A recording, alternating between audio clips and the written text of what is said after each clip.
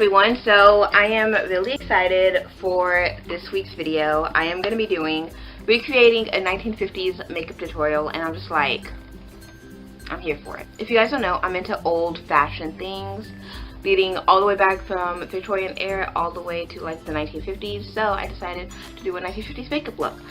They didn't really have anything for 1920s, what I originally wanted to do, and I didn't want to just copy up a recent makeup tutorial, because this video is actually from the 1950s, but it's just re-uploaded to YouTube, because obviously I didn't have YouTube back then. So let's get started, and I'm really nervous on how it's going to turn out. I tried to do 1940s makeup look, but they only did blush and lipstick, and I thought that'd be pretty lazy. At least 1950s they do a lot more, so you guys could have more content. So let's get started, shall we?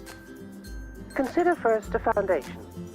Foundation are bases which go on over throat and face to add a texture and color tone. Whatever the type of foundation, smooth it into the skin. Blend and keep blending till the foundation is completely unnoticeable.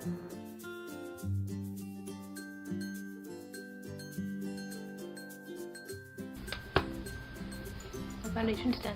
Now to the question of rouge. Rouge is a tint, not a paint. Use lightly and blend it on, and slightly below the bone under your eye. So I'm going to be using the Sephora one because my blush is way too bright, and this one has at least a lot of colors.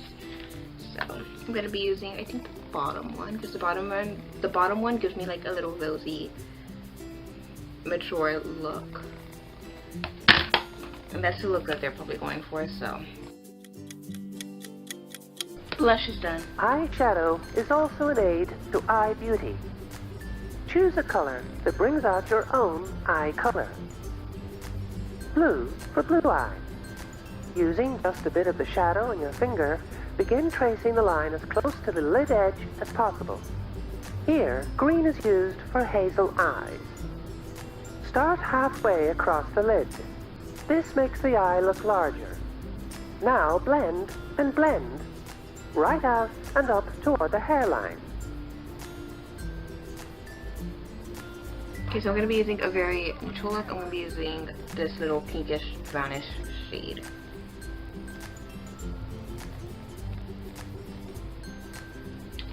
Okay, so it's a little bit too pink. So I'm going to mix it with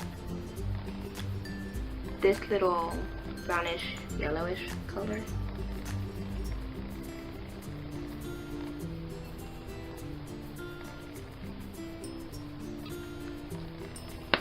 I'm kind of digging it, I'm not gonna lie. Looks nothing like the girl, but don't hate me. Mine's a little bit too shimmery.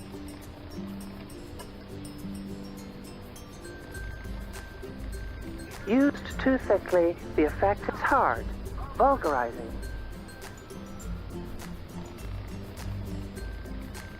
Use tastefully. Use sparingly. Wipe brush almost dry. Then apply just on the top lashes only. Basically, you have to get the mascara brush and kind of wipe it until it's almost dry, they said. So I did that, and she said do it to the top lashes only.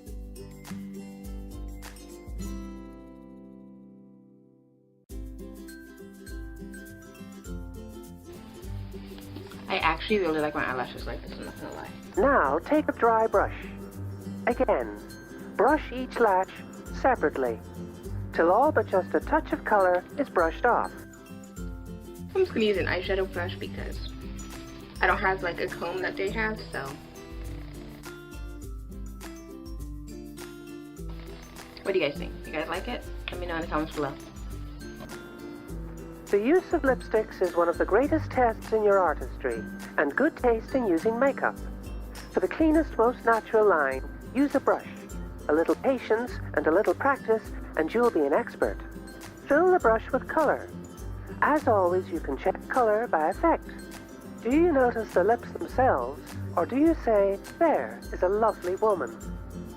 Trace a clean, unexaggerated line, staying as close to the natural line as possible.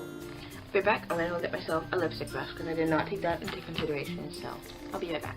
Okay, so basically what they're doing is they got a brush and they're applying their lipstick with that brush. I used to do that all the time when I first got into makeup because I suck at putting on lipstick, let's be real. But so I got myself a non-used eyeshadow brush because I have so many eyeshadow brushes that came with so many of my palettes that I just never used. So I'm just gonna use this. I'm probably never gonna use it again, so don't freak out.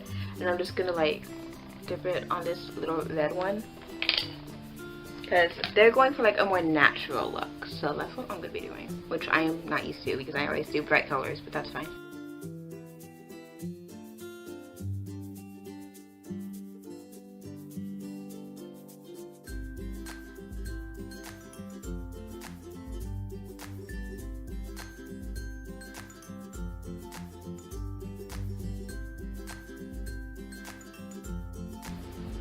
Now this is important. Blot off all excess.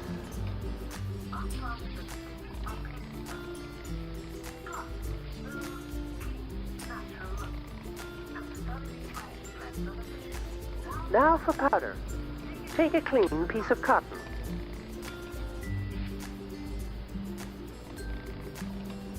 Use fresh each time for absolute cleanliness. Fluff on powder for a softening effect. And then brush and brush off. Okay, so they're using powder. I don't have that, so I'm just gonna use setting powder because it's good too.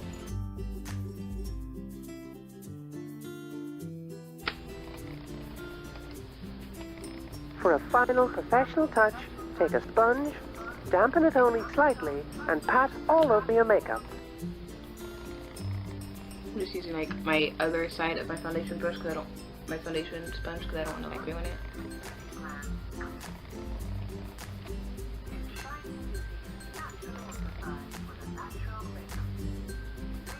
Cool.